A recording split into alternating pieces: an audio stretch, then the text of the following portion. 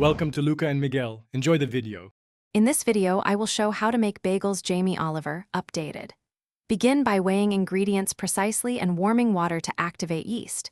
Combine flour, yeast, salt, and malt, then knead until smooth and elastic. Rest the dough for a short bulk fermentation, divide into equal balls, and shape each into a proper ring. Chill briefly if needed before boiling and baking. For shaping, keep your movements confident and relaxed so the dough stays resilient. Poke a hole with your thumb and roll each ball on the bench to widen the ring evenly. Maintain a light dusting of flour on your hands to avoid tearing, and allow shaped bagels to rest for a short proof so the gluten relaxes and the rings hold their shape. This gives a round, consistent bagel every time.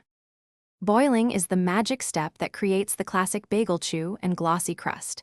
Add a splash of malt or honey to the water for color and subtle sweetness. Boil each bagel about 60 to 90 seconds per side, depending on how chewy you like them, then transfer to a baking tray, brush with egg wash, and add seeds or salt. Bake until golden and crisp for that bakery finish. Thanks for watching and please subscribe. It's the best investment you'll ever make.